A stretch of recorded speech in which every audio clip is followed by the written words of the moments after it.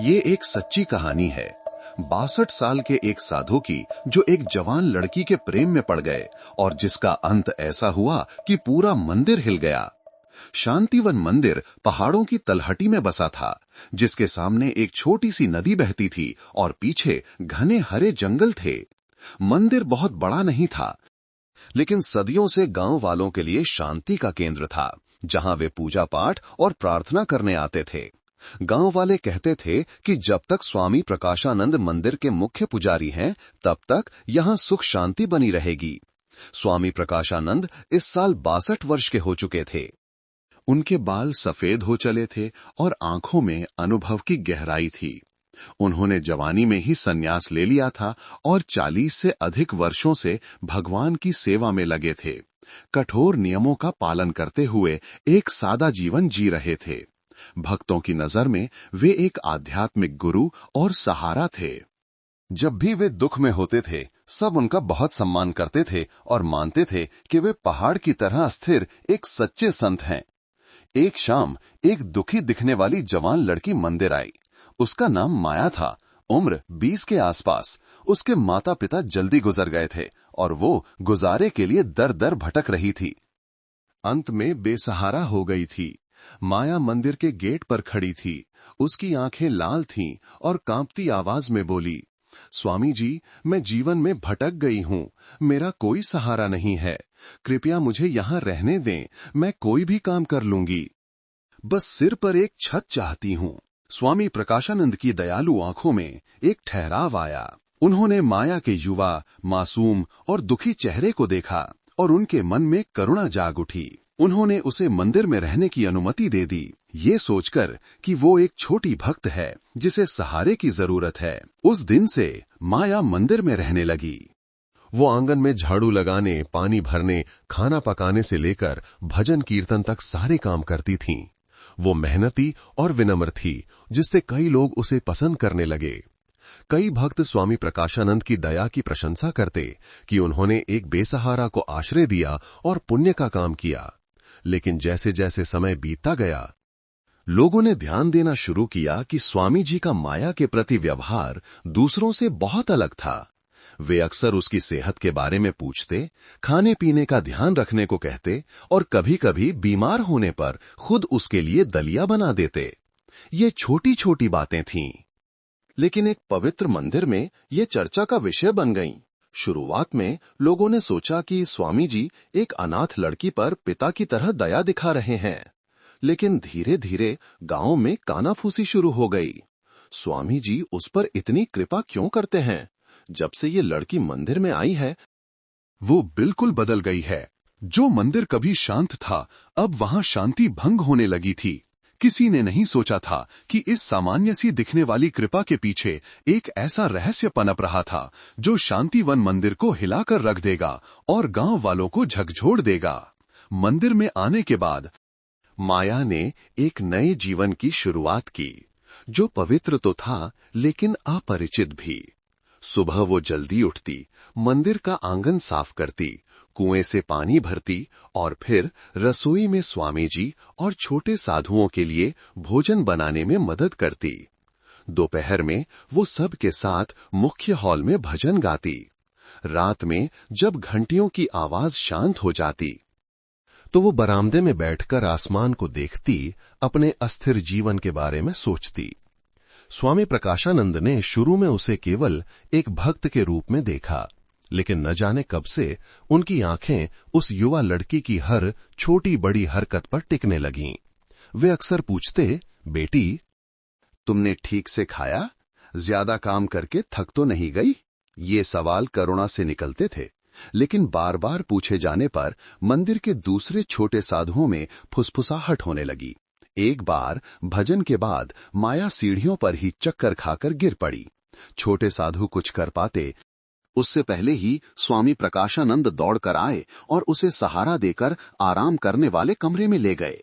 ये दृश्य देखकर मंदिर में कई लोग हैरान रह गए। स्वामी जी हमेशा से गंभीर रहे थे। उन्होंने कभी किसी पर इस तरह सीधे ध्यान नहीं दिया था। जब माया को बुखार आया, तो स्वामी जी ने खुद दलिया बनाया और उसके बिस्तर के पास बैठकर तब तक मंत्र पढ़ते रहे जब तक वो सो नहीं गई। उस पल माया ने एक अजीब सी गर्माहट महसूस की।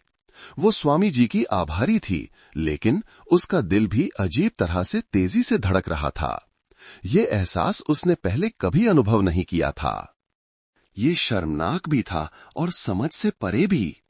मंदिर की अफवाहें बाहर फैलने लगीं। लोग बातें बनाने लगे। लगता है स्वामी प्रकाशानंद उस माया नाम की लड़की को बहुत मानते हैं। पिता की तरह माने तो कोई बात नहीं, लेकिन इतना ज्यादा मानना कुछ अजीब है।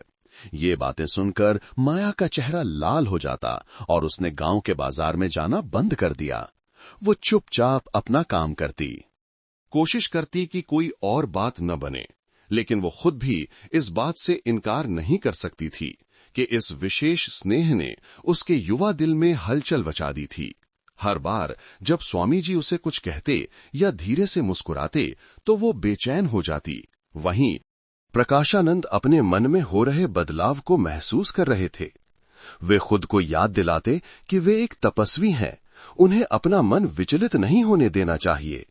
लेकिन जितनी कोशिश वे इस आग को बुझाने की करते, वो उतनी ही भड़क उठती।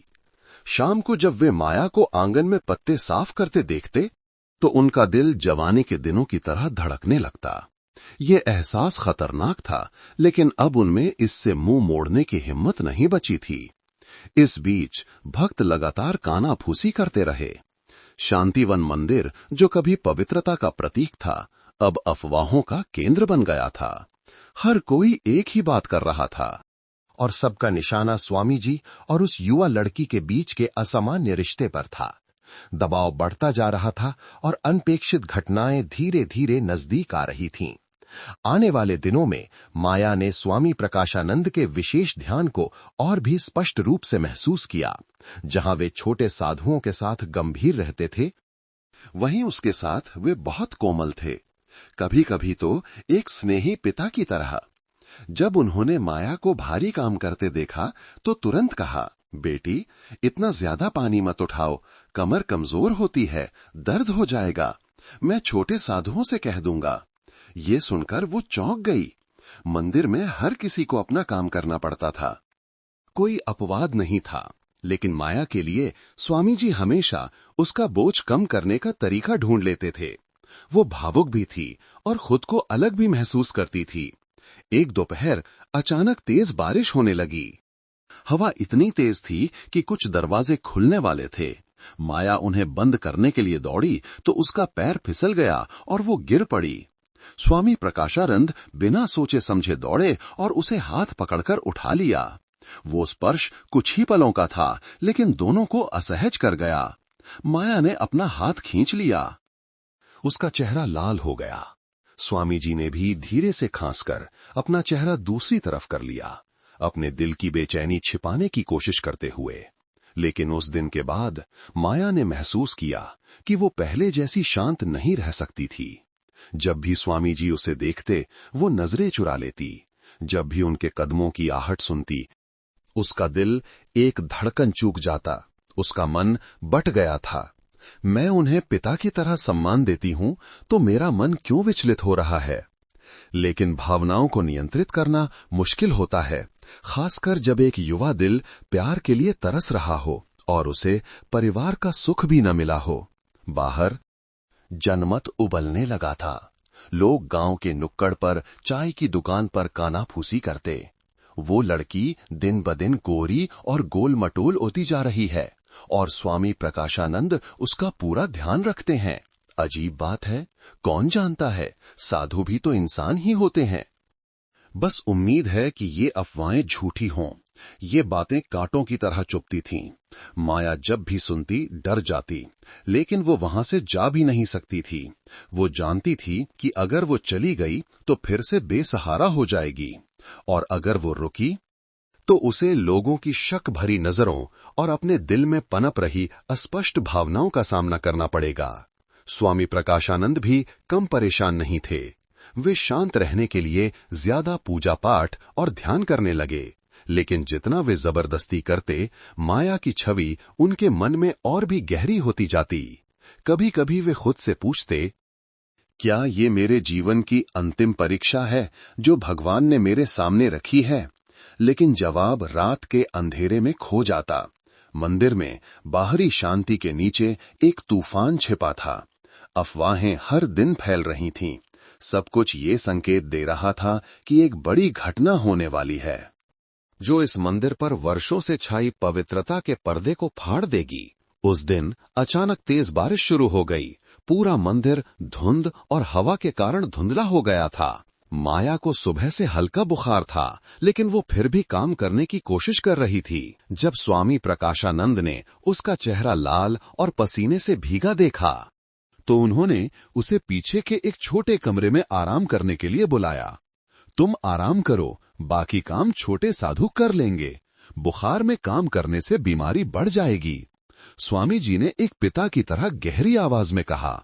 माया ने सिर झुकाकर हां कहा, लेकिन जब स्वामी जी जाने लगे तो वो अचानक रुकी और उनकी आस्तीन पकड़ ली। उसकी आंखों में आंसू थे। स्वामी जी, क्या आपने कभी अकेला महसूस किया है? इस सवाल ने उन्हें स्तब्ध कर दिया। इतने सालों में पहली बार किसी ने उनकी आंखों में सीधे ऐसे देखा था। माया ने आगे कहा, उसकी आवाज बारिश की बूंदों की तरह कांप रही थी। मैं जानती हूं मुझे ऐसा नहीं पूछना चाहिए, लेकिन इस मंदिर में मुझे लगता है कि सिर्फ आप ही मुझे समझते हैं। प्रकाशानंद ने अपना चेहरा घुमा लिया, अपनी आंखों में उठ रहे तूफान को छिपाते हुए, लेकिन उनकी गहरी सांस उनके बेचैन मन को नहीं छिपा सकी। उनके सफेद बाल झुक गए, उनके पतले हाथ कसकर बंध गए, जैसे वे अपने भीतर के भूकंप को नियंत्रित करने की कोशिश कर रहे हों। उस पल, उस छोटे से कमरे में, जहां केवल बारिश, सांसों और दो बेचैन दिलों की आवाज थी, किसी ने कुछ नहीं कहा। एक अनजाने में हुआ आलिंगन, ये हल्का था, लेकिन सीमाओं को तोड़ने के लिए काफी था। और फिर वो सब कुछ हो गया जो नहीं होना चाहिए था। उस पल के बाद दोनों चुप्पी में डूब गए। माया तकिए में मुंह छिपाकर रोने लगी। प्रकाशानंद चुपचाप बैठे रहे, आंखें छत को घूरती रहीं। उनकी आंखें डर और अपराध बोध से धुंधली हो गई थीं। मुझे माफ कर दीजिए, माया ने फुसफुसाया। नहीं, ये मेरी गलती है, सब कुछ मेरी गलती है, उन्होंने रुंधे हुए गले से जवाब दिया। उस रात दोनों में से कोई नहीं सोया। अगली सुबह माया सूजी हुई आंखों के साथ कमरे से बाहर निकली और स्वामी प्रकाशानंद भगवान की मूर्ति के सामने ध्यान में बैठे थे। हाथ में माला थी, लेकिन मन अशांत था। मंदिर में किसी को नहीं पता था कि क्या हुआ है, लेकिन वे सभी एक भारीपन महसूस कर सकते थे। माया अब खुश नहीं रहती थी। स्वामी जी चुप हो गए थे। वे अब किसी को उपदेश या सलाह नहीं देते थे। हर कोई अपनी दुनिया में चुप था, एक दूसरे की आंखों में देखने से बचता था। असली त्रासदी अभी नहीं हुई थी, लेकिन उसके बीज स्पष्ट रूप से दिखाई दे रहे थे। एक पवित्र सीमा टूट चुकी थी। तब से स्वामी प्रकाशानंद और माया दोनों अपनी ही अंतरात्मा की अदालत में कैद हो गए, जहां कोई छिप नहीं सकता था, कोई भाग नहीं सकता था। उस दुर्भाग्यपूर्ण बारिश की रात के बाद माया पहले जैसी लापरवाह लड़की नहीं रही। वो चुप हो गई, अक्सर सिर झुकाए रहती, न तो छोटे साधुओं से बात करती और न ही मंदिर में भजन करने आने वाले भक्तों से। हर सुबह वो अभी भी आंगन साफ करती, पानी भरती, लेकिन उसकी हर हरकत में उदासी और भारीपन था, जैसे वो अपने दिल में एक पत्थर लेकर चल रही हों। स्वामी प्रकाशानंद की हालत भी बेहतर नहीं थी। वे कुछ ही दिनों में 10 साल और बूढ़े लग रहे थे। उनके प्रवचन रद्द हो गए और भजन कीर्तन भी जल्दबाजी में और बिना आत्मा के होने लगे। वे माया से बचते थे, लेकिन उनका दिल उसके हर कदम का पीछा करता था। कभी कभी जब वे उसे मंदिर के मुख्य द्वार से पानी धोते हुए देखते, तो उन्हें पछतावे से कांपते हुए अपने दोनों हाथ पकड़कर मुंह फेरना पड़ता। एक देर शाम कुछ धर्म ग्रंथों को व्यवस्थित करने के बाद माया देवी की मूर्ति के सामने लगभग 1 घंटे तक घुटने टेक कर बैठी रही। उसने अपने लिए कुछ नहीं मांगा, बस प्रार्थना की, हे मां, मुझे मेरे पुराने रास्ते पर वापस जाने दो। मैंने गलती की है, कृपया मुझे इस कर्म से मुक्त करो। उस रात उसने अपने कपड़े और एक कपड़े का थैला पैक किया, यह सोचकर कि सुबह होने से पहले ही चली जाएगी। लेकिन जैसे ही वो पिछले दरवाजे पर पहुंची, उसने एक धीमी आवाज सुनी, माया, तुम कहां जा रही हो? ये स्वामी प्रकाशानंद थे। वो वहां चुपचाप खड़े थे, जैसे बहुत देर से इंतजार कर रहे हों। माया ने सिर झुका लिया। उसके हाथ थैले की पट्टी पर कस गए। मैं अब यहां नहीं रह सकती। मैंने आपके साथ पाप किया है। मैं इसके लायक नहीं हूं।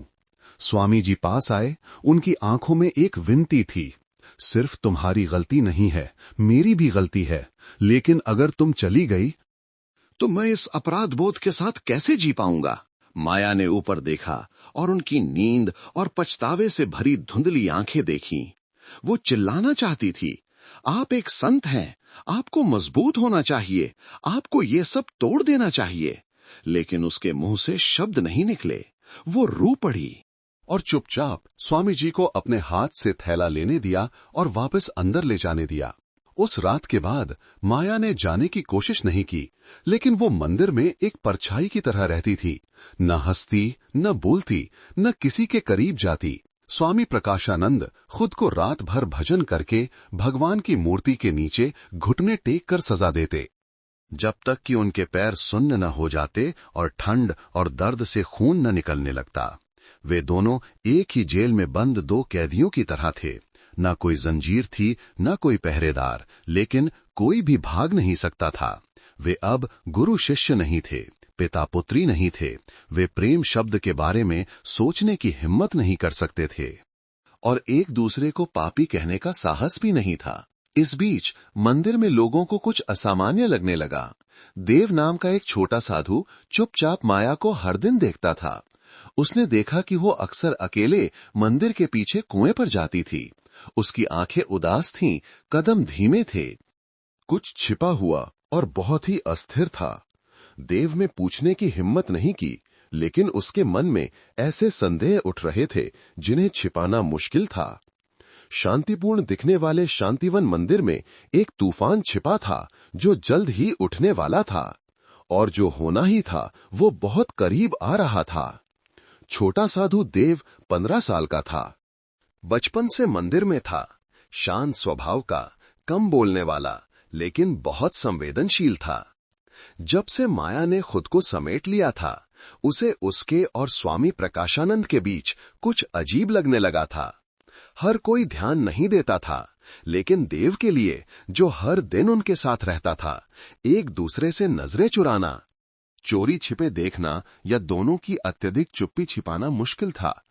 महीने के अंत में एक शाम भजन के बाद सब लोग सोने चले गए थे, लेकिन छोटा साधु देव चुपचाप पूजा घर की सफाई कर रहा था, क्योंकि अगले दिन एक त्योहार था। पीछे की खिड़की से हल्की हवा आ रही थी, जिसमें स्वामी प्रकाशानंद के कमरे से, जहां वे अक्सर अकेले ध्यान करते थे, अस्पष्ट फुसफुसाहट की आवाज आ रही थी। देव ने ध्यान न देने का मन बनाया, लेकिन अचानक उसने तेज कदमों की आवाज सुनी और फिर एक महिला की दबी हुई आवाज आई, स्वामी जी, मैं और बर्दाश्त नहीं कर सकती। फिर सन्नाटा छा गया। उस छोटे से पल में उसने स्वामी जी की आवाज सुनी, जो ऊंची नहीं थी, लेकिन यह स्पष्ट था कि वे भजन या मंत्र नहीं पढ़ रहे थे। एक ऐसी आवाज जिसमें थोड़ी घबराहट और थोड़ा सांत्वना था। कुछ गलत होने का अंदेशा होने पर देव चुपचाप गलियारे के एक कोने में चला गया। दरवाजे की दरार से उसने जो देखा उससे वो स्तब्ध रह गया। प्रकाशानंद माया का हाथ पकड़े हुए थे। उनकी आंखों में दर्द था और वो रोते हुए उनके कंधे पर ऐसे झुकी हुई थी जैसे कोई लड़की अपने प्रेमी के कंधे पर झुकती है। देव वहीं जम गया, जैसे पत्थर बन गया हो। उसे समझ नहीं आया कि क्या हो रहा है, लेकिन वो एक बात जानता था, ये एक तपस्वी का किसी भक्त को गले लगाने का तरीका नहीं था।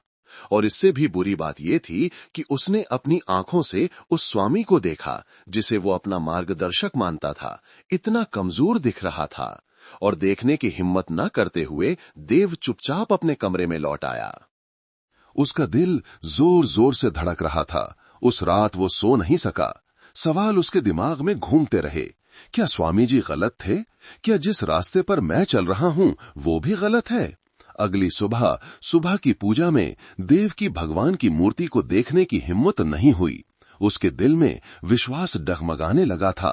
वो पूछना चाहता था, बोलना चाहता था, लेकिन उसे नहीं पता था कि किससे कहे। अगर वो बता देता तो हंगामा हो जाता, लेकिन अगर वो चुप रहता तो वो पाप में भागीदार बन जाता। माया हमेशा की तरह रसोई साफ कर रही थी।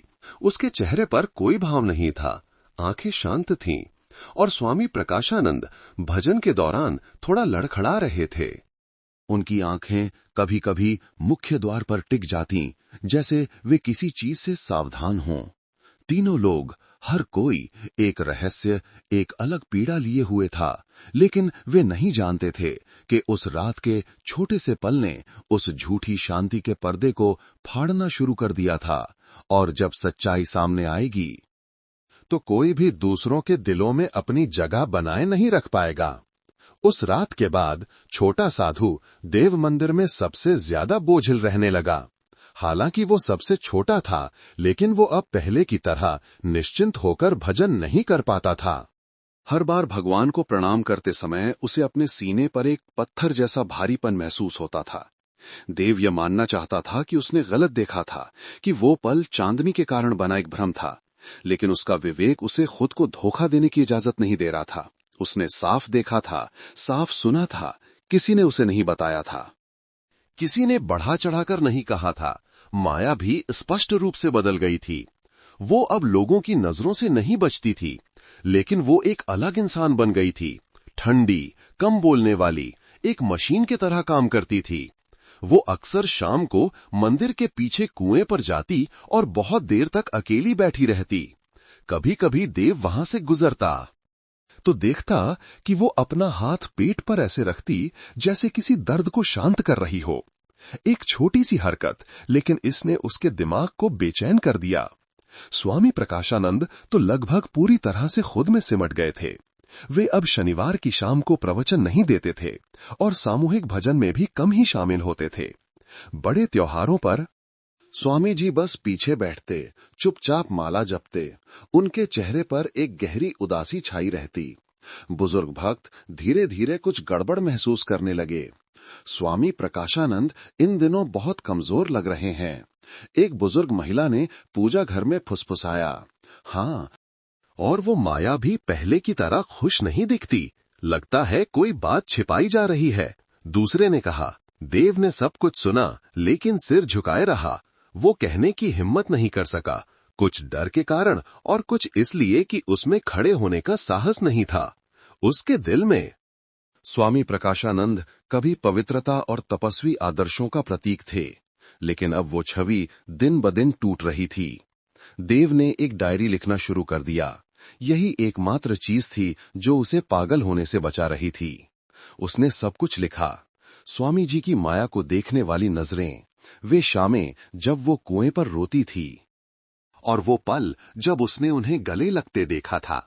लेकिन कितना भी लिखने के बाद वो खुद के लिए कोई रास्ता नहीं खोज सका। एक सुबह आंगन में झाड़ू लगाते समय देव ने चुपके से माया के कमरे में देखा तो अचानक मेज पर एक प्रेगनेंसी रिपोर्ट देखी। वो स्तब्ध रह गया। उसका दिल जैसे रुक गया हो।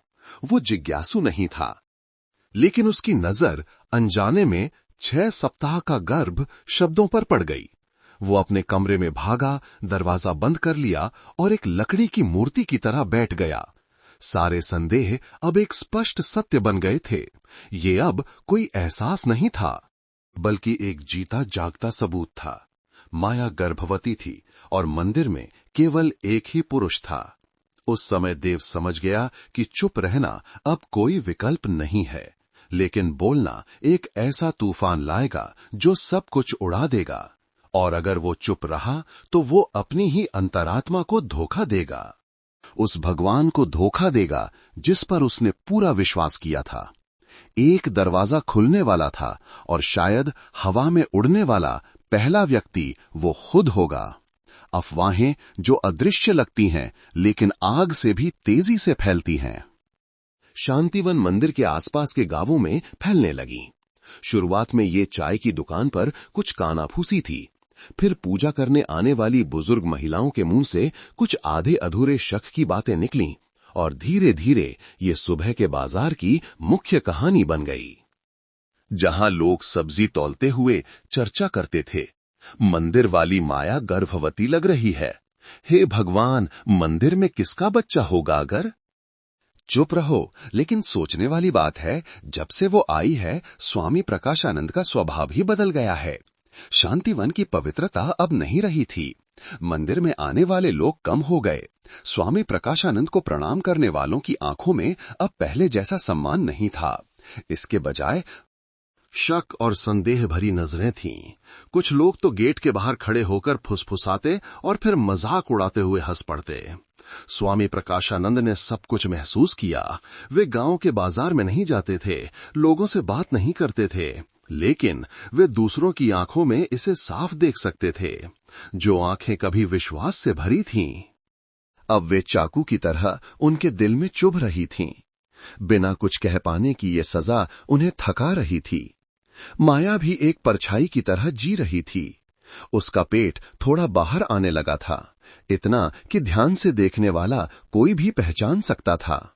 हालांकि वो ढीले ढाले कपड़ों से इसे छिपाने की कोशिश करती थी, लेकिन कोई भी शक किए बिना नहीं रह सका।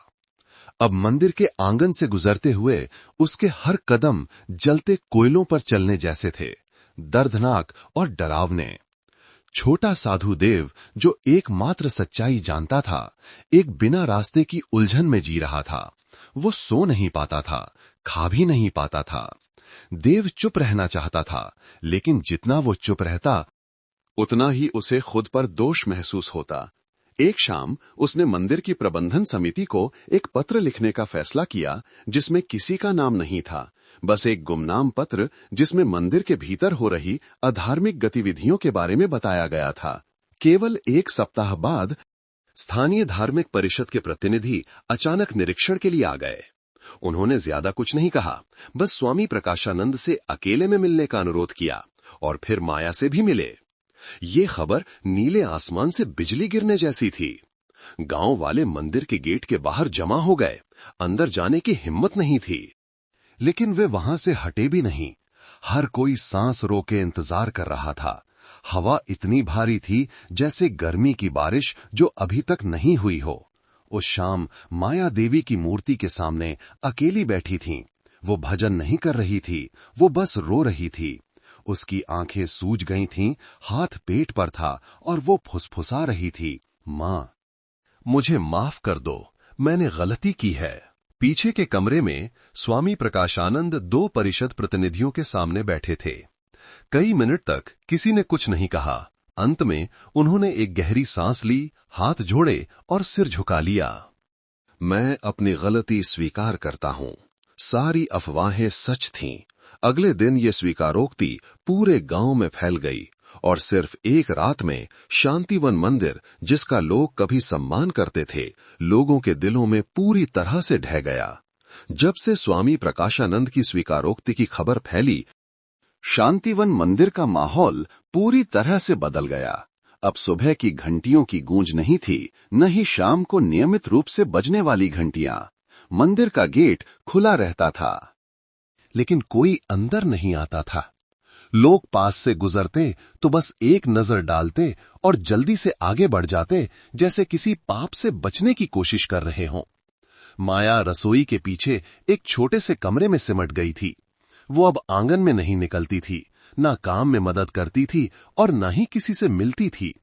उसका पेट अब साफ दिखने लगा था। झुकना भी मुश्किल हो गया था। उसके दिल में एक अंधेरा था जहां से कोई रास्ता नहीं था। शर्म, पछतावा, अपमान, डर, सब कुछ एक मकड़ी के जाले की तरह उसके दुबले पतले शरीर पर लिपटा हुआ था। कई रातों की नींद हराम करने के बाद एक रात माया पीछे के कुएं पर गई। वो ठंडे कुएं के किनारे पर बैठी, आंखें पानी की सतह को घूरती रहीं।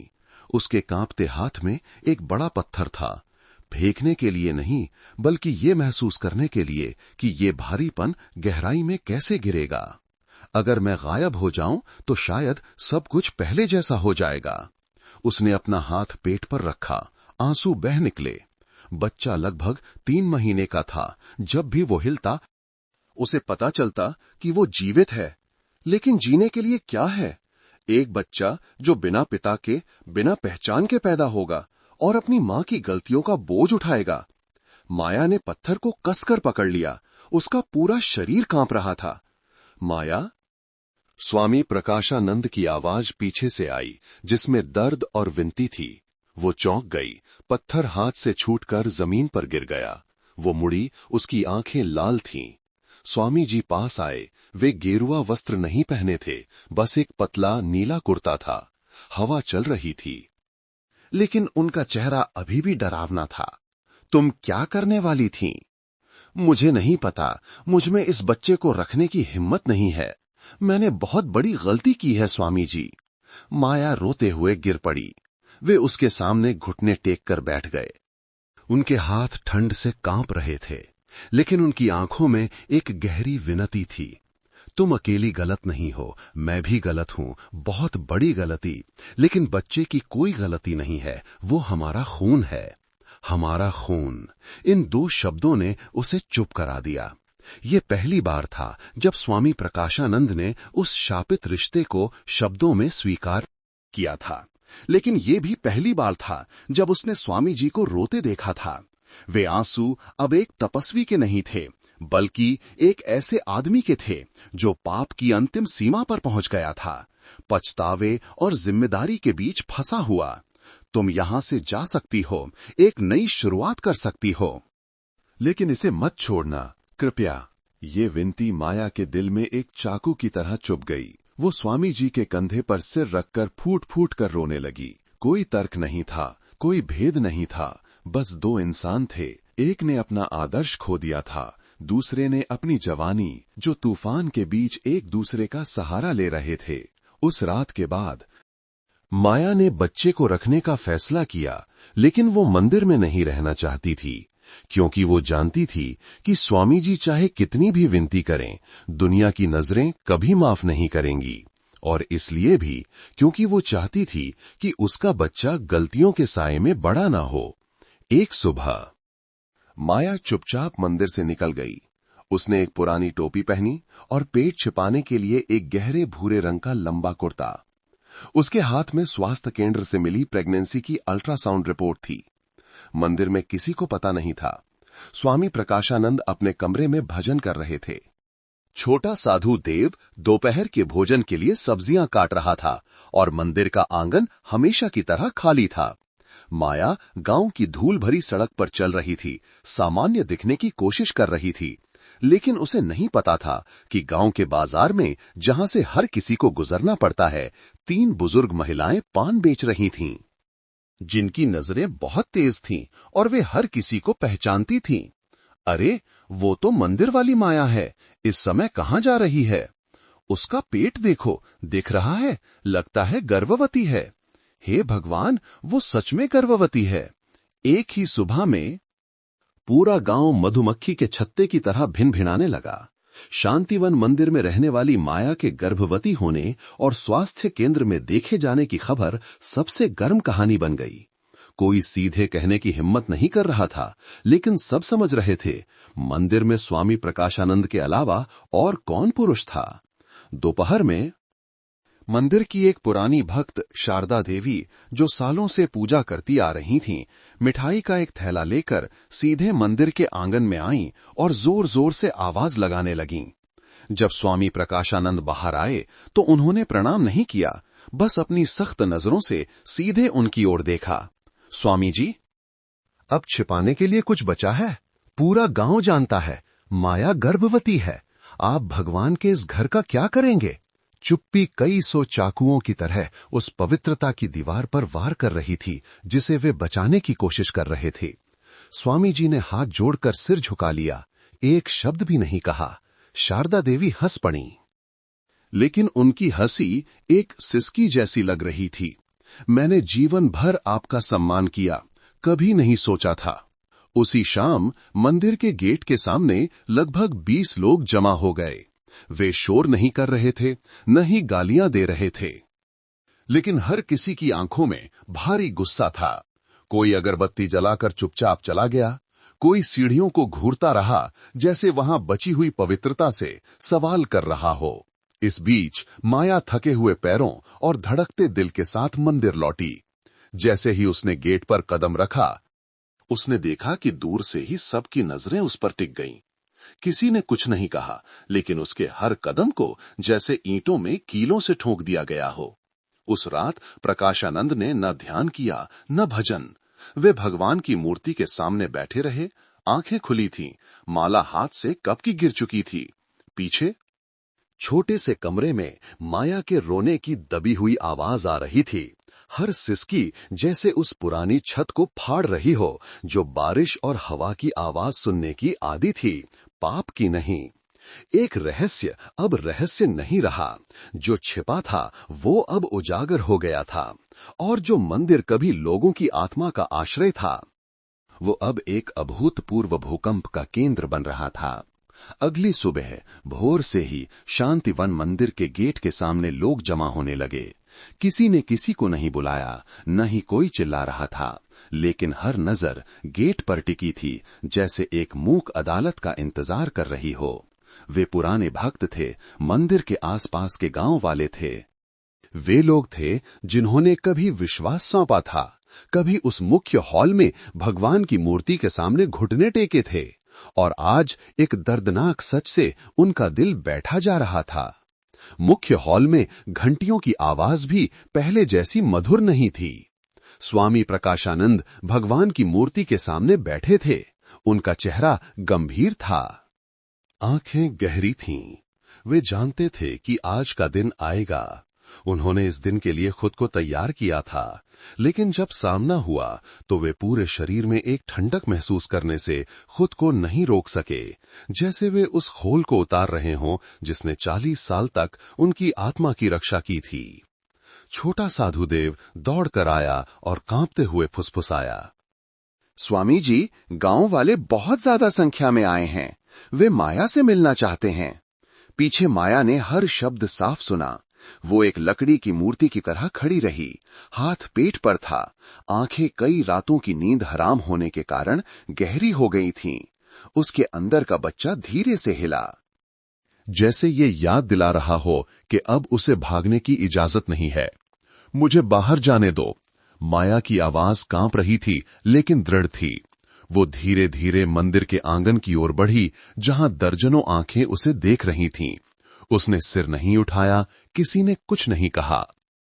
बस पत्तों के बीच से गुजरती हवा की आवाज थी, जैसे पत्थर की मूर्तियों की गहरी सांस हो।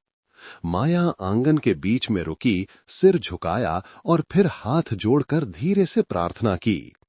उसने सिर उठाया, उसकी आवाज लड़खड़ा गई, मैं आप सबसे माफी मांगती हूं, इस मंदिर को बदनाम करने के लिए माफी मांगती हूं, लेकिन मैं अब और झूठ नहीं बोल सकती। सबने सांस रोक ली। मेरे पेट में जो बच्चा है वो स्वामी प्रकाशानंद का अपना बच्चा है। मधुमक्खी के छत्ते की तरह कोलाहल मच गया।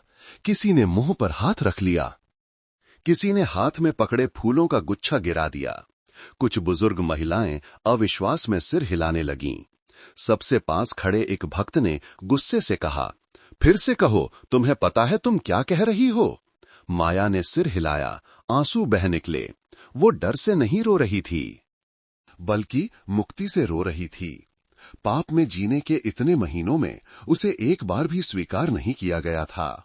अब निंदा के तूफान के बीच उसे अपना दिल पहले से कहीं ज्यादा हल्का महसूस हो रहा था। ठीक उसी समय स्वामी प्रकाशानंद बाहर आए। उन्होंने एक पुराना भूरा वस्त्र पहना था। उनका चेहरा पीला था, आंखें नींद की कमी से गहरी थीं। उन्होंने किसी को नहीं देखा, बस सीधे माया के पास गए और मंदिर के आंगन के बीच में घुटने टेक दिए। माया ने जो कुछ भी कहा है वो सच है। मैं, जिसने कभी धर्म का उपदेश दिया, जिसने दूसरों को मन को शुद्ध रखने के लिए कहा, मैं खुद को नहीं रख सका। मैं भगवान के सामने, आप सबके सामने सिर झुकाकर अपनी गलती स्वीकार करता हूं। पूरा आंगन सन्न रह गया। कोई रो पड़ा, कोई सहन न कर पाने के कारण मुंह फेर लिया। सबसे वफादार भक्त स्तब्ध खड़ा था, जैसे उसकी पूरी आध्यात्मिक दुनिया ढह गई हो। माया भी स्वामी जी के बगल में घुटने टेक कर बैठ गई। दो पापी चुपचाप सिर झुकाए रहे। कोई इनकार नहीं था, छिपाने के लिए कुछ नहीं था। मंदिर के आंगन में जो कभी पवित्रता का प्रतीक था, अब एक ऐसी स्वीकारोक्ति का गवाह बन रहा था जिसने पूरे ग्रामीण इलाके को हिलाकर रख दिया था। स्वीकारोक्ति की खबर फैलने के 3 दिन के भीतर जिला धार्मिक परिषद की एक टीम आधिकारिक तौर पर शांतिवन मंदिर पहुंची। नीली बत्ती वाली गाड़ी ठीक गेट के सामने रुकी। गांव वाले बड़ी संख्या में जमा थे।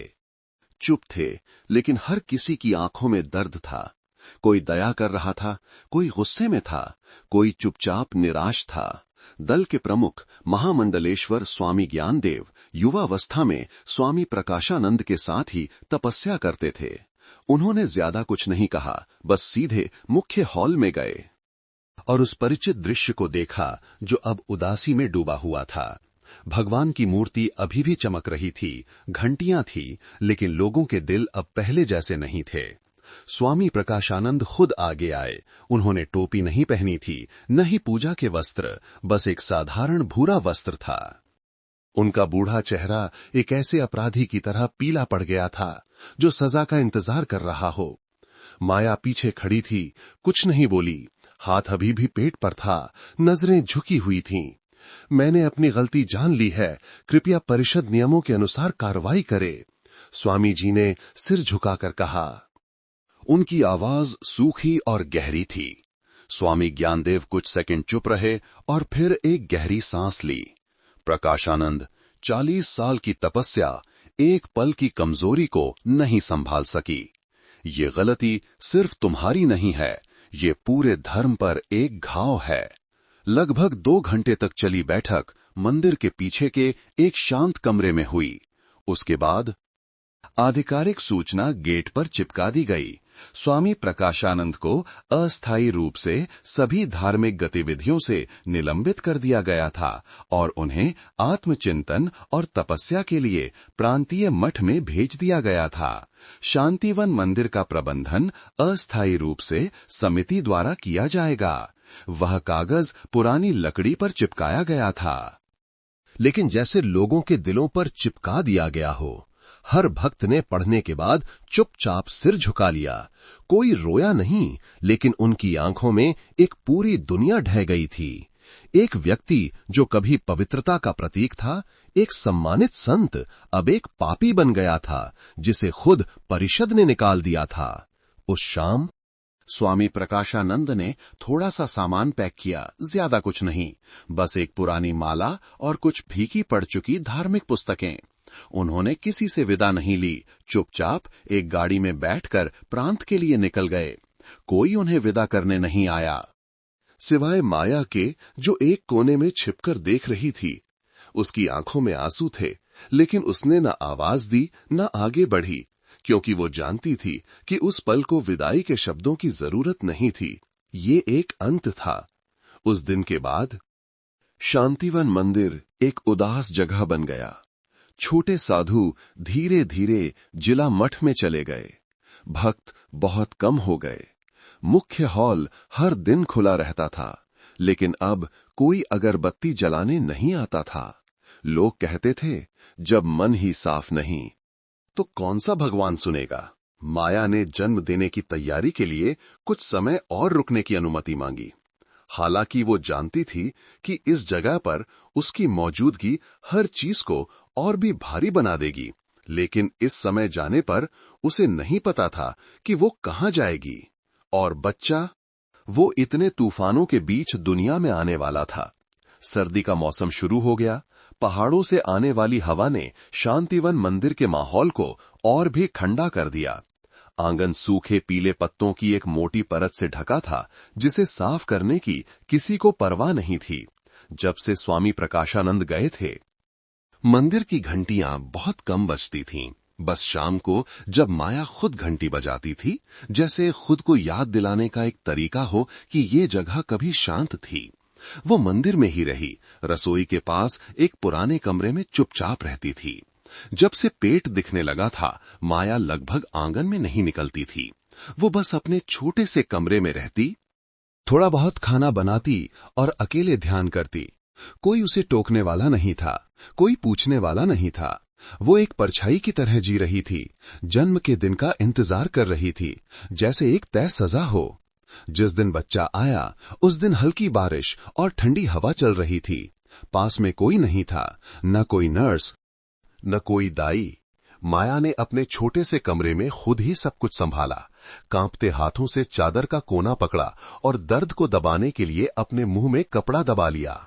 लगभग 8 घंटे की पीड़ा के बाद असहनीय दर्द के बीच एक बच्चे के रोने की आवाज उस सुनसान रात में गूंजी। बच्चा एक लाल सा, छोटा और कमजोर लड़का था, लेकिन उसकी बड़ी बड़ी आंखों ने माया को रुला दिया। मां, माफ करना, मैंने तुम्हें ऐसी नजरों के बीच जन्म दिया है, लेकिन मैं किसी को तुम्हें नुकसान नहीं पहुंचाने दूंगी। अगली सुबह मंदिर में उसके बच्चे के जन्म की खबर पूरे गांव में फैल गई। लोग गेट के बाहर जमा हो गए, दरवाजे की दरार से झांकते हुए कानाफूसी कर रहे थे। उसने सच में जन्म दे दिया। हे भगवान, मंदिर में ही स्वामी जी के बच्चे को जन्म दिया। अब क्या पवित्रता बची? किस मुंह से जिएगी? लेकिन माया कमरे से बाहर नहीं निकली। वो जानती थी कि अब उसका हर कदम गांव वालों के स्वाभिमान पर एक चोट है। किसी दयालु व्यक्ति ने चुपके से उसके लिए थोड़ा दूध, कुछ लंगोट भेज दिए, लेकिन कुछ लोगों ने रात में मंदिर की छत पर पत्थर भी फेंके, साथ में श्राप भी दिए। बच्चा ज्यादा नहीं रोता था, बस मां की गोद में सोता रहता था। हर बार जब वो हिलता, माया डर से कांप जाती। बच्चे के लिए नहीं, बल्कि उसके भविष्य के लिए। एक त्रासदी से पैदा हुआ बच्चा, जिसके पास पिता नहीं, कोई रिश्तेदार नहीं, कोई सहारा नहीं, वो उन नफरत भरी नजरों के बीच कैसे बड़ा होगा? फिर भी माया ने एक बार भी बच्चे को छोड़ने के बारे में नहीं सोचा। हर दिन वो बच्चे को भगवान की मूर्ति के सामने लिटाती और मन ही मन प्रार्थना करती, हे प्रभु, बच्चे को मत आंकना। मैंने गलती की है, लेकिन मैं चाहती हूं कि मेरा बच्चा जिए, उसे माफ किया जाए। उसने स्वामी प्रकाशानंद को एक पत्र भी लिखा। पता नहीं वो उन तक पहुंचेगा या नहीं। पत्र में उसने कोई शिकायत नहीं की, न ही कोई नाराजगी। उसने बस बताया कि बच्चा पैदा हो गया है, कि उसकी आंखें बिल्कुल स्वामी जी जैसी हैं और वो अपनी बची हुई जिंदगी से उसे पालेगी। अब मंदिर में भगवान की मूर्ति और पहाड़ी हवा के अलावा केवल 3 प्राणी थे, एक दोषी मां, एक निर्दोष बच्चा और गांव वालों के दिलों में एक कभी न भरने वाला घाव। बच्चे के जन्म के 2 हफ्ते बाद माया बहुत ज्यादा कमजोर हो गई। प्रसव की कमजोरी के कारण नहीं, बल्कि मानसिक बोझ के कारण जो दिन रात उसे दबा रहा था। बाहर कानाफूसी, शक भरी नजरें और अफवाहें अभी भी नहीं रुकी थीं। एक दिन कुछ युवक पास से गुजरते हुए जोर से हंसे, मंदिर में ही बच्चा पैदा किया। लगता है जल्द ही ये मठाधीश बन जाएगा। इसकी मां तो पहले ही सब कुछ बर्बाद कर चुकी है। ये बातें चाकू की तरह उसके दिल में चुभती थीं। हालांकि वो नजरअंदाज करने की कोशिश करती थी, लेकिन ये सच था कि बच्चा इस गांव की आंखों में एक कांटा था और वो, उसकी मां, उन लोगों के दिलों में पतन का प्रतीक बन गई थी जो कभी भगवान में विश्वास करते थे। एक रात अपने बेटे को दूध पिलाते हुए माया ने उसका चेहरा देखा और उसका दिल बैठ गया। बच्चा शांति से सो रहा था। उसकी छाती हर सांस के साथ ऊपर नीचे हो रही थी। उसके मुलायम बाल और जागने पर उसकी बड़ी आंखें उसे स्वामी प्रकाशानंद की याद दिलाती थीं। आकार के कारण नहीं, बल्कि नजरों में छिपी उदासी के कारण। वो जानती थी कि वो यहां नहीं रह सकती। डर के कारण नहीं, बल्कि इसलिए कि यहां रहने का मतलब अपने बेटे को दुनिया की जुबान का निशाना बनाना था। वो सह सकती थी, लेकिन वो इसका हकदार नहीं था। बच्चे का क्या दोष था? अगले दिन जब अभी पूरी तरह से सुबह नहीं हुई थी, माया ने चुपचाप कुछ पुराने कपड़े एक थैले में रखे। उसने बच्चे को एक पतले कंबल में लपेटा और उसे अपनी छाती पर एक कपड़े में बांध लिया। कमरे से निकलने से पहले वह देवी की मूर्ति के सामने बहुत देर तक खड़ी रही। उसकी आंखें लाल थीं, कांपते हाथ जुड़े हुए थे। मैंने भगवान के घर को अपवित्र किया है, इस पवित्र स्थान को बदनाम किया है, लेकिन इस बच्चे की कोई गलती नहीं है। मैं इसे बहुत दूर ले जा रही हूं, कृपया साक्षी बने। फिर उसने 3 बार गहरा प्रणाम किया। उसके बाल जमीन पर बिखर गए, आंसू ठंडी जमीन पर गिर रहे थे। उसके बाद वो मुड़ी और मंदिर के गेट से बाहर निकल गई, पहली और आखिरी बार शांतिवन में रहने वाले के रूप में। कोई उसे विदा करने नहीं आया, न ही किसी को पता चला, सिवाय छोटे साधु देव के, जो गेट के पीछे छिप कर खड़ा था और उस दुबली पतली सिलुएट को सुबह की धुंध में गायब होते देख रहा था। उसने कुछ नहीं कहा, बस चुपचाप हाथ जोड़कर एक मोक्ष मंत्र का जाप किया, जैसे एक भटकी हुई आत्मा को विदा कर रहा हो। माया 5 किलोमीटर से ज्यादा पैदल चलकर मुख्य सड़क पर पहुंची और सबसे पहली बस पकड़ ली। उसे नहीं पता था कि वो कहां जाएगी। उसके पास बस एक जन्म प्रमाण पत्र था, जिसमें पिता का नाम नहीं लिखा था। स्वामी प्रकाशानंद का एक पुराना पत्र था, जिसमें उन्होंने मां बेटे की देखभाल का वादा किया था, और एक छोटी सी तस्वीर थी, जिसमें मंदिर का मुख्य हॉल पूजा और धूप से जगमगा रहा था। बस में बैठकर खिड़की से बाहर देखते हुए माया ने धान के विशाल खेत देखे। सुबह की धूप उसके बेटे के गालों पर धीरे से पड़ रही थी। बच्चा थोड़ा हिला और फिर शांति से सो गया। कई महीनों में पहली बार वो बहुत धीरे से मुस्कुराई। कोई नहीं जानता था कि उसका भविष्य क्या होगा, लेकिन उस पल, एक अनिश्चित यात्रा के बीच, माया ने एक नई शुरुआत की थी। अब अतीत के अंधेरे में नहीं, अब एक अपराधी की तरह नहीं, बल्कि एक मां के रूप में, मजबूत, चुपचाप और अपने बच्चे के लिए दृढ़। एक दूसरे प्रांत में, पहाड़ों पर एक छोटे से मठ में स्वामी प्रकाशानंद चुपचाप और एकांत में दिन बिता रहे थे। मठ में ज्यादा लोग नहीं थे, बस कुछ बुजुर्ग साधु थे जो सब्जियों के बगीचे और तालाब की देखभाल करते थे। शांतिवन मंदिर में धार्मिक गतिविधियों से निलंबित किए जाने के बाद परिषद ने उन्हें यहां पश्चाताप, ध्यान और आत्मचिंतन के लिए जीवन भर के लिए भेज दिया था। कोई उन्हें बांधता नहीं था, न ही कोई पहरा देता था, लेकिन उन्होंने खुद को एक अदृश्य पिंजरे में बंद कर लिया था, जहां भजन और मंत्र पाप को नहीं धो सकते थे, जहां हर घंटी की आवाज एक दाग की याद दिलाती थी। हर सुबह प्रकाशानंद सूरज निकलने से पहले उठते, आंगन साफ करते, पानी गर्म करते और फिर ध्यान में बैठ जाते। पूरे दिन में वे 10 वाक्यों से ज्यादा नहीं बोलते थे, केवल तभी जब बहुत जरूरी होता। उनके साथी साधु पुराने मामलों के बारे में नहीं पूछते थे। वे समझते थे हर दर्द को केवल वही व्यक्ति सह सकता है जो उसे झेल रहा हो। सर्दियों की शुरुआत में एक दिन उन्हें एक हाथ से लिखा पत्र मिला। लिफाफा सादा था, पता एक दूर दराज के मध्य भारत के जिले का था। बाईं ओर झुकी हुई लिखावट देखकर उनके हाथ कांप गए।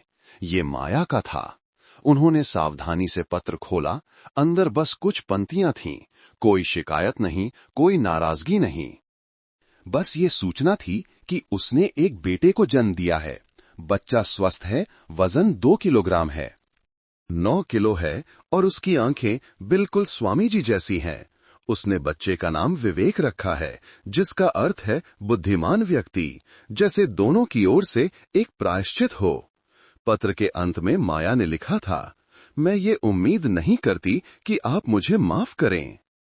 मैं बस ये चाहती हूं कि आप लंबे समय तक जिएं, ताकि हर दिन आप खुद को माफ कर सकें। प्रकाशानंद बहुत देर तक चुपचाप बैठे रहे। पत्र उनके हाथ में कांप रहा था, जैसे उनका शरीर अपने भीतर के तूफान से लड़ रहा हो। उन्होंने कागज को अपने माथे पर लगाया, आंखें बंद कर लीं। आंसू नहीं थे, वे सब रो चुके थे। लेकिन उनके दिल में कुछ टूट गया, दर्द, पछतावा और याद। उस शाम भजन के बाद वे भगवान की वेदी के सामने माला जपते रहे, मुंह से लगातार बुदबुदाते रहे, नमो भगवते वासुदेवाय। कृपया उस बच्चे को सुरक्षित रखना, उसकी मां को मजबूत बनाना, ये कर्म मुझ पर ही समाप्त हो जाए।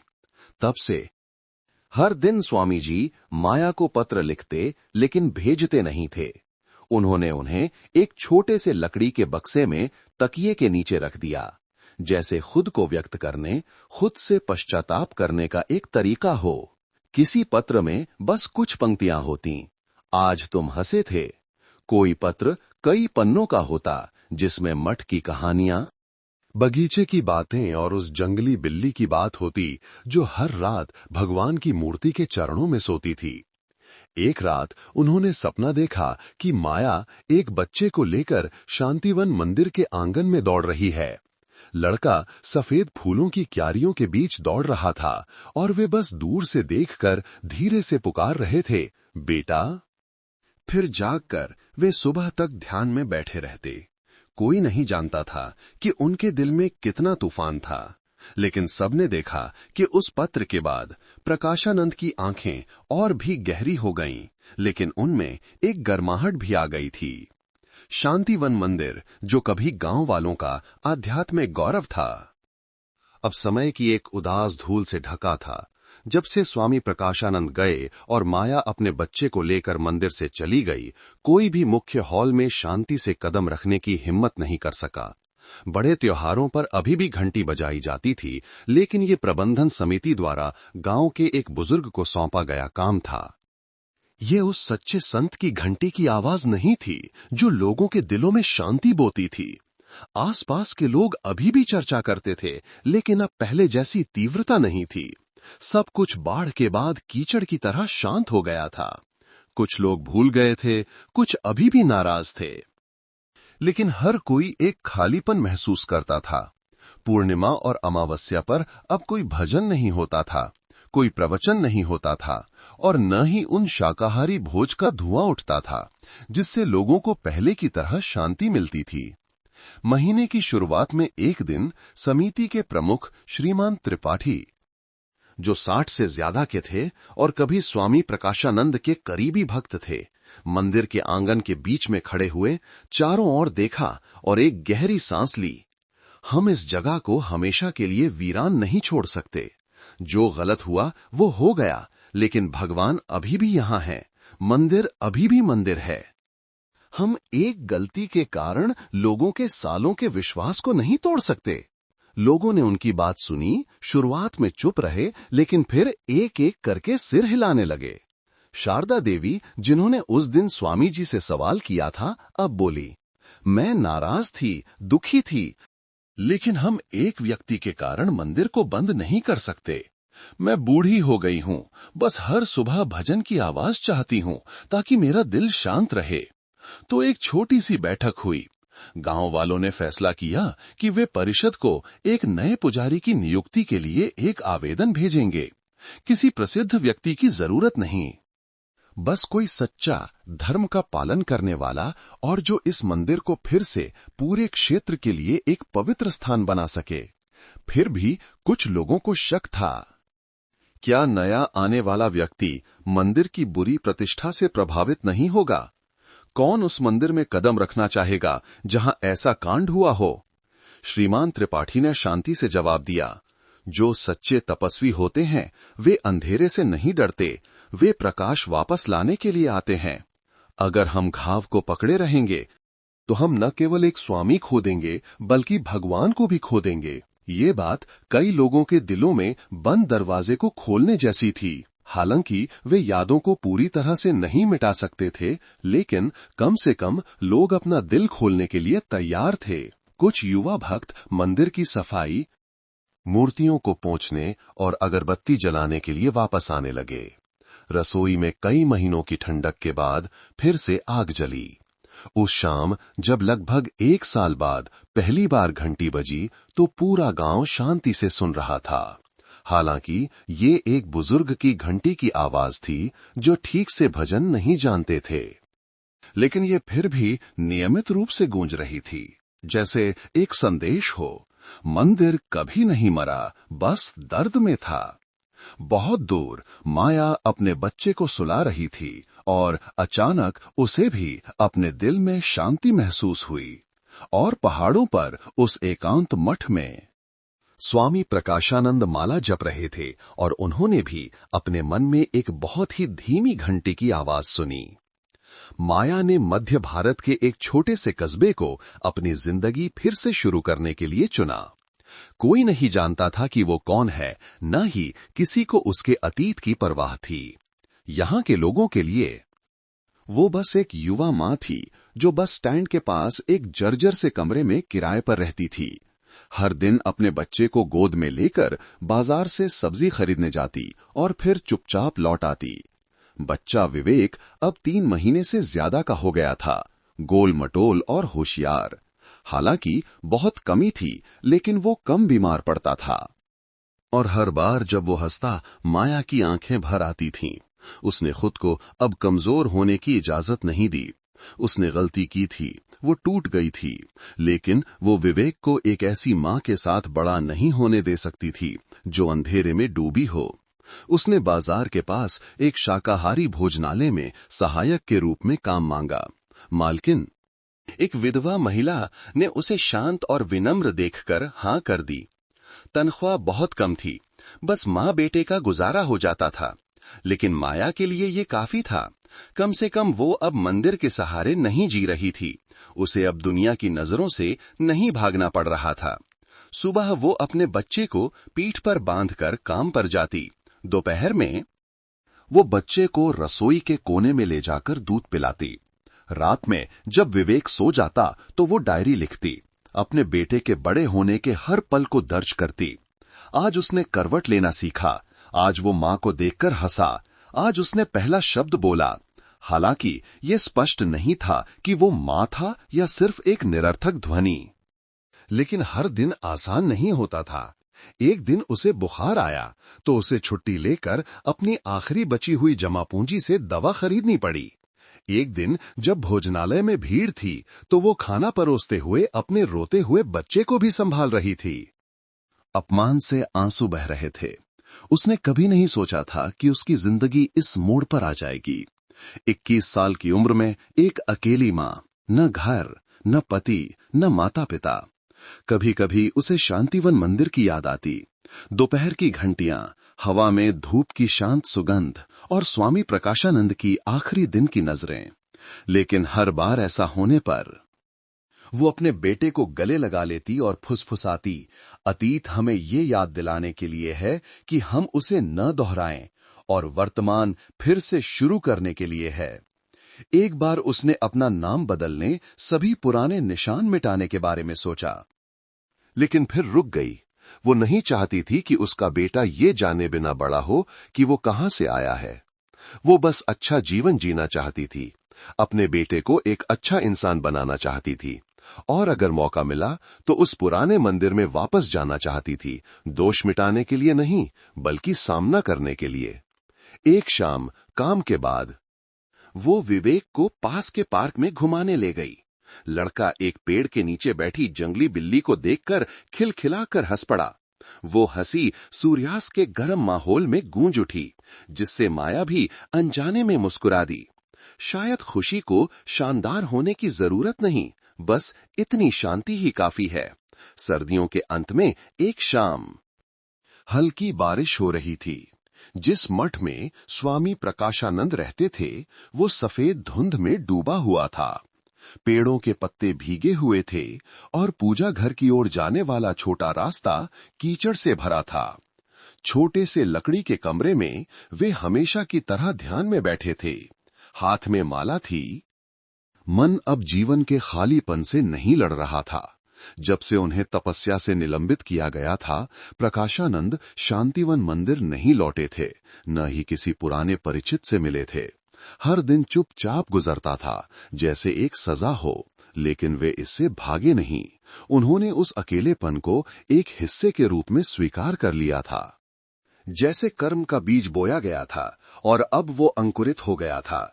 उस शाम मठ के मुख्य पुजारी ने उन्हें एक पत्र दिया। लिफाफे पर परिचित लिखावट देखकर प्रकाशानंद रुक गए। उनके हाथ कांप रहे थे। ये माया का पत्र था। उन्होंने पत्र खोला। अंदर बस कुछ सरल पंक्तियां थीं। विवेक अब 8 महीने का हो गया है। वो अब घुटनों के बल चलने लगा है और कल जब उससे पूछा गया कि पापा कहाँ हैं, तो उसने आपकी पुरानी तस्वीर की ओर इशारा किया। हालांकि वो अभी बोल नहीं सकता, लेकिन उसकी आंखें ऐसे घूरती हैं जैसे कुछ पूछना चाहती हों। मैं बस आपको ये बताना चाहती थी कि भले ही हम पास नहीं रह सकते, लेकिन विवेक जानता है कि आप कौन हैं, बस इतना ही। लेकिन प्रकाशानंद आगे नहीं बढ़ सके। उन्होंने पत्र नीचे रख दिया, दोनों हाथ जोड़ लिए, सिर झुका लिया। उनके कंधे हवा में कांप रहे थे। उनकी आंखों से गर्म आंसू की बूंदें गिरकर उनके वस्त्र के किनारे को गीला कर गईं। ये पहली बार नहीं था जब वे रोए थे, लेकिन शायद ये पहली बार था जब वे उस चीज के लिए रोए थे जिसे उन्होंने हमेशा के लिए खो दिया था, पिता होने का अधिकार।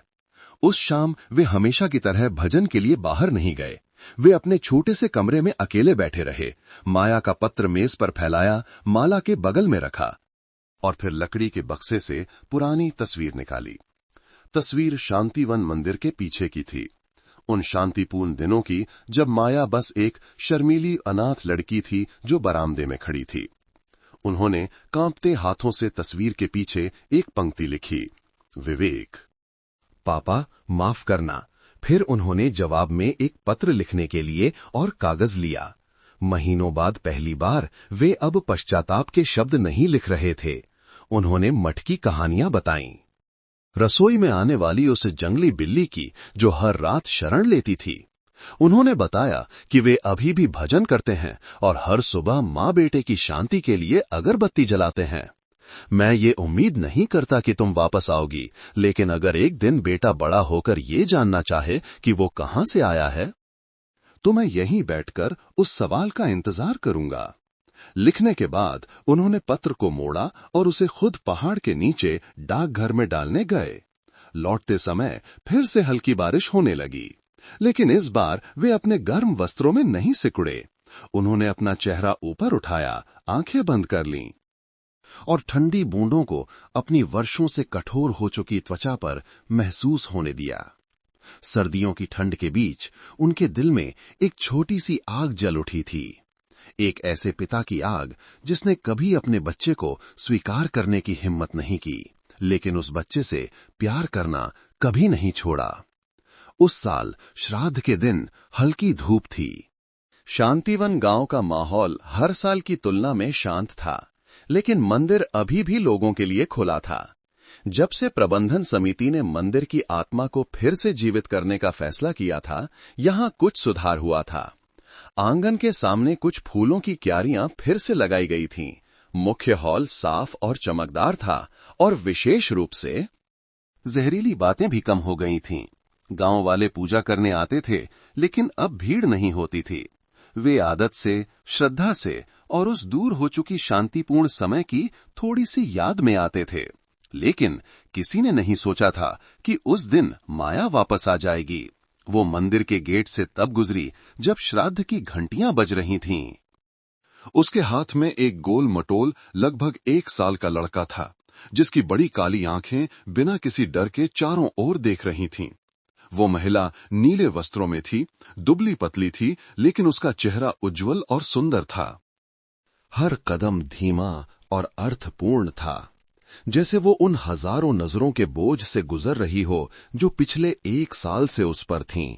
शुरुआत में किसी ने उसे नहीं पहचाना, लेकिन फिर शारदा देवी, जिन्होंने उसकी सबसे ज्यादा आलोचना की थी, स्तब्ध रह गईं और उनके हाथ से अगरबत्ती गिर गई। हे भगवान, ये तो माया है। तुरंत ही दूसरी नजरें उस पर टिक गईं। ये वापस आने की हिम्मत कैसे कर सकती है? ये बहुत अलग दिख रही है। वो बच्चा उसी का है ना? माया ने कोई जवाब नहीं दिया। वो सीधे मुख्य हॉल में गई और भगवान की मूर्ति के सामने घुटने टेक दिए, बच्चे को अपनी गोद में बिठाकर। उसने 3 बार गहरा प्रणाम किया। हर झुकाव के साथ उसने अपने कंधों से बोझ की एक और परत उतार दी।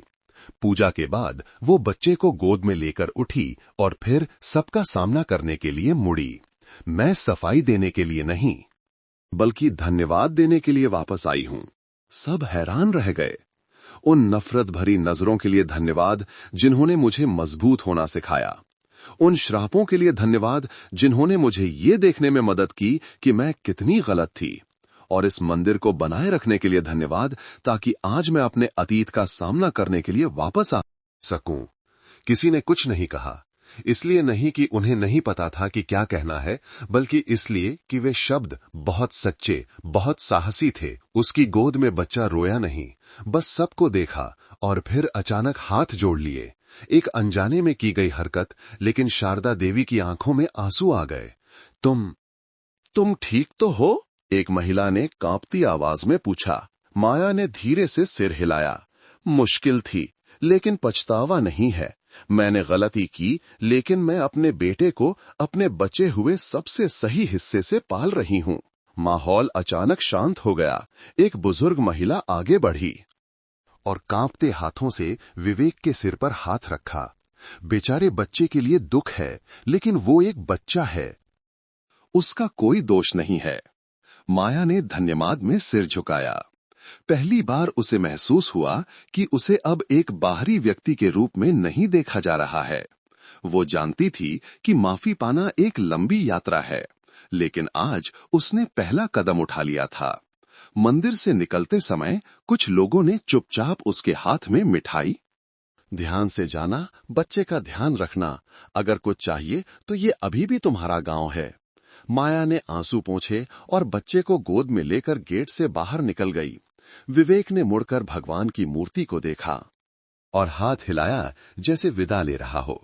कुछ दरवाजे ऐसे होते हैं, जब हम साहस के साथ वापस लौटते हैं तो वे अब सजा की जगह नहीं, बल्कि माफी की शुरुआत की जगह बन जाते हैं। ऊंचे पहाड़ी मठ में एक मूसलाधार बारिश की दोपहर स्वामी प्रकाशानंद कमल के तालाब के पास घास निकाल रहे थे। तभी एक छोटे साधु ने उन्हें एक पत्र दिया। लिफाफे पर परिचित लिखावट देखकर उनका दिल बैठ गया। ये शांतिवन मंदिर की प्रबंधन समिति का पत्र था। वे एक पत्थर की सीढ़ी पर बैठ गए, कांपते हाथों से उसे खोला। पत्र लंबा नहीं था, बस कुछ पंक्तियां थीं। आदरणीय स्वामी जी, श्राद्ध के दिन। माया बच्चे के साथ मंदिर लौटी थी। उसने माफी नहीं मांगी, बस धन्यवाद दिया और चुपचाप भगवान को प्रणाम किया। गांव वाले अब अपना दिल खोल रहे हैं। बच्चे का नाम विवेक है, बहुत प्यारा है। उसने भगवान की मूर्ति के सामने हाथ जोड़े, जिससे हर कोई रो पड़ा। ये पढ़ते ही प्रकाशानंद के आंसू बह निकले। उन्होंने पत्र छोड़ दिया, बारिश में सिर झुकाकर हाथ जोड़कर प्रार्थना की। नमो भगवते वासुदेवाय। धन्यवाद प्रभु कि आपने मां बेटे को शांति से वापस आने दिया। उस रात वे सोए नहीं। बारिश और ठंड के बावजूद वे पूरी रात अपने कमरे में माया और विवेक की सलामती के लिए भजन करते रहे। हर घंटी की आवाज, हर मंत्र जैसे बारिश को चीरकर जमीन में समा रहा था और अपने साथ एक ऐसे व्यक्ति के सारे पछतावे, सारी आखिरी इच्छाएं ले जा रहा था जो कभी भटक गया था। सुबह के करीब उन्होंने माया के लिए अपना आखिरी पत्र लिखा, भेजने के लिए नहीं, बल्कि एक अंतिम वसीयत के रूप में रखने के लिए। माया, तुम मुझसे कहीं ज्यादा साहसी हो। तुम अतीत का सामना करने, लोगों की नजरों का सामना करने के लिए वापस गईं, और मैं अभी भी उस गेट पर कदम रखने की हिम्मत नहीं कर सका। तुमने बेटे का नाम विवेक रखा, जिसका मन उज्जवल हो। तुमने बच्चे को झूठ या नफरत में नहीं, बल्कि एक मां की उदारता से बड़ा होने दिया। मैं तुम्हारा आभारी हूं। अगर एक दिन विवेक बड़ा होकर सच जानना चाहे तो छिपाना मत। उसे जानने देना कि उसका पिता गलत था, लेकिन उसने अपनी बची हुई जिंदगी पश्चाताप में बिताई। मैं तुमसे माफी नहीं मांगता, मैं बस भगवान से तुम्हारी शांति के लिए प्रार्थना करता हूं। लिखने के बाद प्रकाशानंद ने पत्र को सावधानी से मोड़ा और उसे माला और पुरानी तस्वीर के साथ लकड़ी के बक्से में रख दिया। उनकी आंखें कमरे के कोने में भगवान की मूर्ति को देख रही थीं, पहले से कहीं ज्यादा शांत। अगले दिन उन्होंने बगीचे में एक छोटा बोधि वृक्ष लगाया। उन्होंने पास खड़े छोटे साधु से कहा, ये पेड़ एक युवा मां और उसके बेटे के लिए है। जब वो बड़ा होगा तो शायद वो यहां आएगा, इस बोधि वृक्ष को देखेगा और जानेगा कि उसके पिता ने आखिर में थोड़ी रोशनी बोई थी। छोटा साधु पूरी तरह से नहीं समझा, बस धीरे से सिर हिला दिया। लेकिन उस दिन स्वामी जी की आंखें बादल की तरह हल्की, पानी की बूंद की तरह साफ, एक ऐसे व्यक्ति की आंखें थीं जिसने जीवन का सबसे बड़ा सबक सीखा था। सिर झुकाकर पछतावा करना, दूर से प्यार करने के लिए खड़ा होना और दूसरों को शांति देने के लिए चुप रहना। 18 साल बाद वो छोटा सा कस्बा अब एक जिला बन गया था। मिट्टी की सड़कें अब पक्की हो गई थीं। पुराने बाजार की जगह एक सुपरमार्केट बन गया था। जिस शाकाहारी भोजनालय में माया कभी काम करती थी, वो अब किसी और का हो गया था। लेकिन नदी के किनारे वो छोटा सा पुराना घर अभी भी था, पुराना लेकिन साफ सुथरा। खिड़की पर गुलदाउदी के फूल सुबह की धूप में खिल रहे थे। विवेक 18 साल का एक लंबा, शांत चेहरे वाला युवक, जिसकी आंखें गहरी और शांत थीं, जैसे किसी परिचित की तरह। उसने अभी अभी विश्वविद्यालय में प्रवेश लिया था, समाजशास्त्र में, एक ऐसा विषय जिसके बारे में उसने अपनी मां से कहा था, मां, मैं लोगों के दिलों को गहराई से समझना चाहता हूं, ताकि किसी को भी वैसा न जीना पड़े जैसा आपने जिया। माया ने कोई जवाब नहीं दिया, बस रो पड़ी।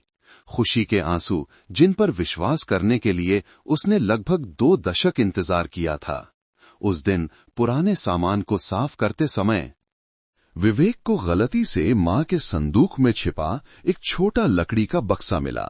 अंदर पुराने हाथ से लिखे पत्र और एक तपस्वी के वस्त्र पहने एक दुबले पतले लेकिन चमकदार आंखों वाले व्यक्ति की तस्वीर थी।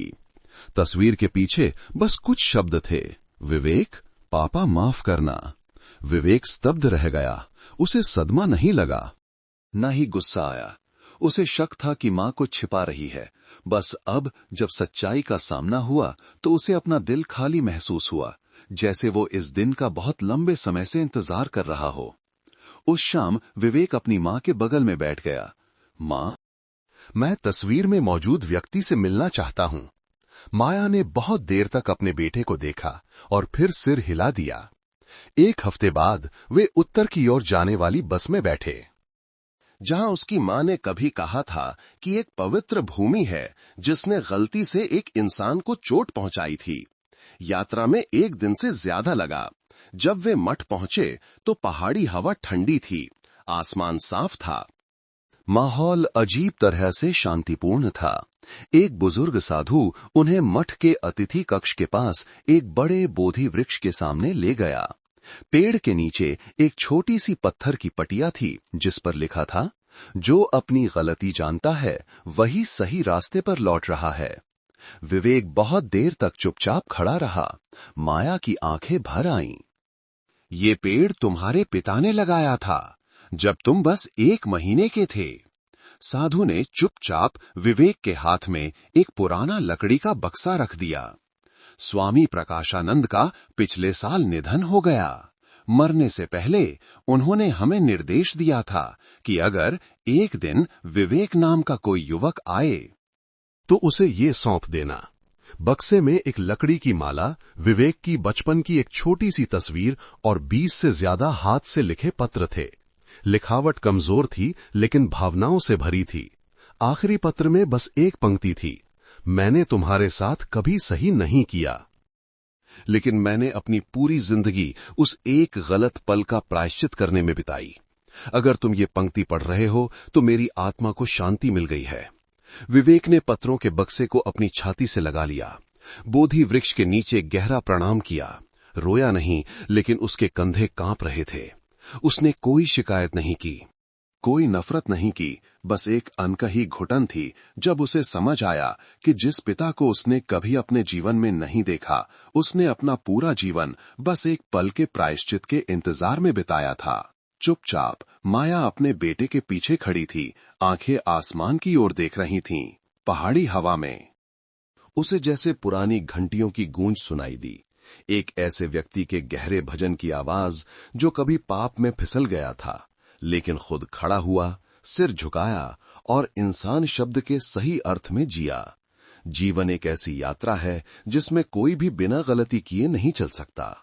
कुछ गलतियां कमजोरी के एक पल से, एक ऐसी नजर से जिसे समय पर नहीं हटाया गया, एक ऐसे स्पर्श से आती हैं जो सिर्फ करुणा लगती है।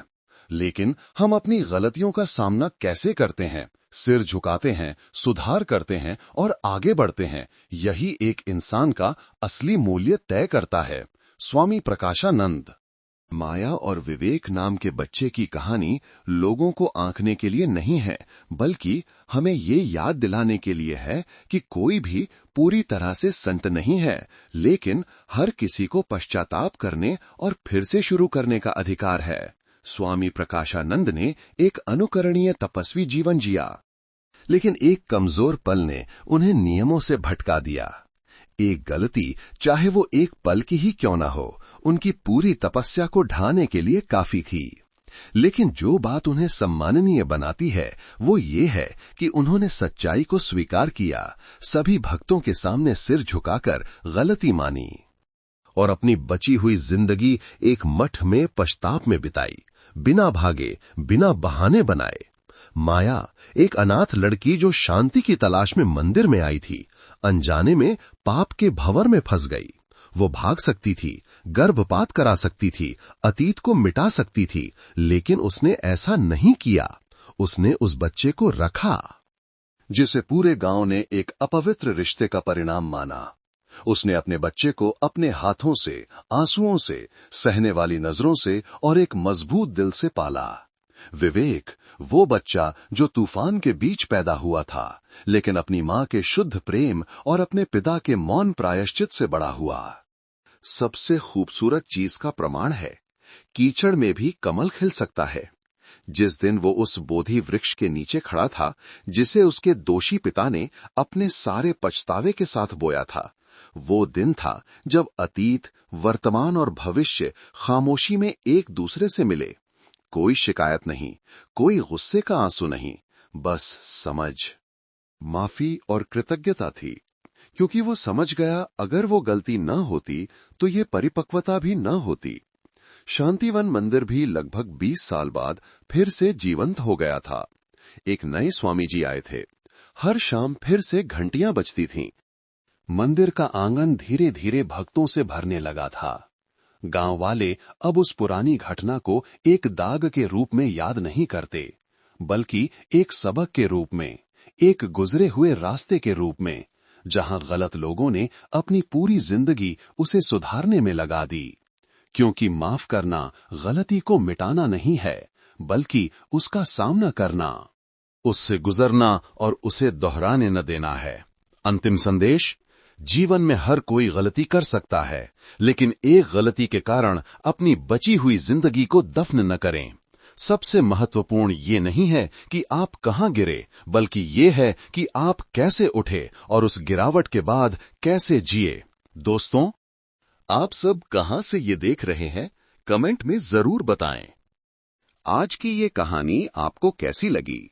मैं प्रार्थना करता हूं कि आप सभी हमेशा सुरक्षित और शांति से रहें। अगर आपके पास भी कोई दिलचस्प कहानी है तो कृपया उसे सबके साथ साझा करें ताकि हम सब उसे सुन सकें। Phiên âm để đọc। दोस्तों, आप सब कहां से ये देख रहे हैं, कमेंट में जरूर बताएं। आज की ये कहानी आपको कैसी लगी?